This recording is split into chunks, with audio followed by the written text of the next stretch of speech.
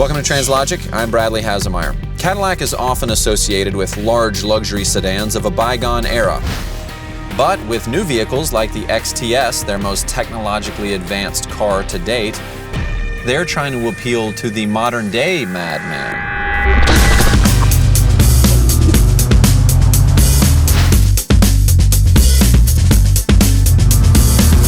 Welcome to the 2013 Cadillac XTS.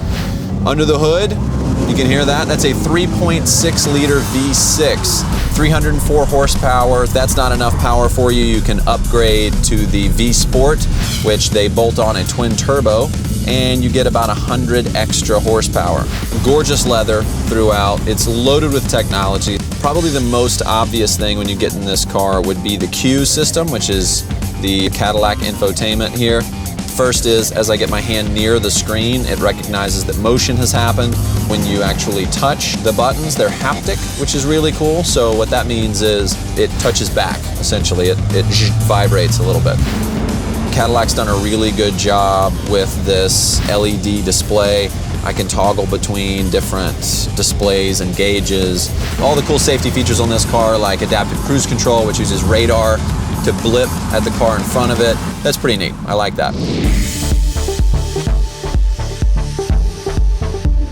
All right, I'm here with Shad, product manager from Cadillac. Shad, thanks so much for being with us. Thank you for having me. One of the cars you guys are offering now is the XTS. It's the most technologically advanced Cadillac ever. What are some of those technologies that you guys have employed in this? Notably is the Q system, which stands for Cadillac User Experience. When you open the door of the XTS, you'll first notice that there's no knobs on the dashboard. It's all controlled by capacitive touch, proximity with your hands, and everything is just sort of taken up a notch. One of the things I've noticed about it's got a haptic feel, right? Right. As you touch it, it kind of buzzes so that you can know that that's going on, which I love. It is a little laggy. What are you guys planning on doing for kind of next generation Q? We'll constantly improve Q system, for sure. Right out of the gate, it is so cutting edge with what it offers now. The first ever capacitive touch, so you get a feedback, unlike any other system of its kind. Yeah. So updates will happen, and it'll continuously keep getting better. And then there's an open source element to it as well? There is, yeah. There is an open source element in there so that at some point when developers are able to, if they want to bring in some new technology, there's a place to have it, to host it in the car. That's cool. Yeah. Now the Q itself, does it have an app store, or how does that work with some of the infotainment features? There is an app for Q, and basically it allows you to control every aspect of your car except driving it from your personal device. Okay. So it's just another way of keeping the driver connected to the car, whether they're in it or outside of it.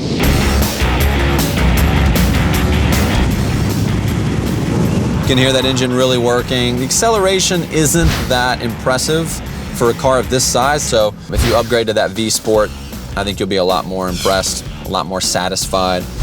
But this isn't gonna be a car that you're just gonna tear up the road in. That's not the point. I mean, look at this thing on the inside here. It's beautiful, right? There's a ton of leg room in the back seat, which actually is important. Oh yeah? I'm heading there right now. Oh, sorry, I have to go. I have a camera here. Welcome to the back seat. As you can see, it's the perfect place to do business. There's a good amount of legroom, actually a lot of legroom, which is nice. I do wish there was maybe a table because they've provided so much room. It's kind of saying, hey, you should do some work back here, but that would be nice right there. Otherwise, I'm keeping it in my lap. There's also a plug in the back, which I really like. Some manufacturers are really starting to put this in their car. Thank you, Cadillac, for doing that. One note though, no Wi-Fi. So there's the opportunity, of course, I could tether to my phone if you have that kind of plan. I'm 6'1", if I sit straight up, I'm making contact. I can spread out, I can actually turn sideways and put my legs like this. So that's kind of cool if you just had to sit around for a little bit. I don't recommend traveling that way. The ride from the back is traditionally where you would feel the most movement in the car. It feels all right. The MagneRide suspension is figuring out that my poor driver that's been assigned to me for the day is not as adequate at his job as maybe he would believe.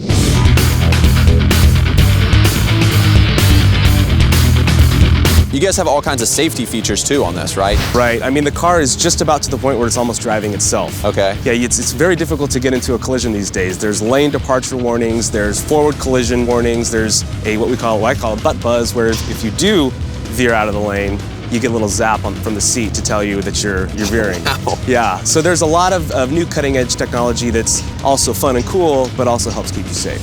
Who are you guys going up against with this car? Who's this aimed at? We're going against the Germans, the 5 Series, the A6, pretty much, and the ATS, you know, it's aimed directly at the 3 Series. The 3, right. Yeah, and the conquest rate it's showing that it's paying off. Yeah. The Cadillac is the fastest full-line luxury brand in the States, so that's pretty monumental considering where we were just a few years ago. Yep.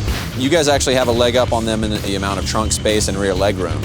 Why was that something you guys thought was important for this? It's a luxury feature. Yeah. I mean, people like space. They like to feel comfortable. They don't like to be squished. So balancing that with, you know, a refined driving experience, that's what Cadillac is about. All right, so obviously Cadillac's doing its best to compete with the German auto manufacturers, especially in the luxury market. They've created a fit and finish in this car, just outfitted it with all kinds of tech, from safety to infotainment, and they've done a really excellent job.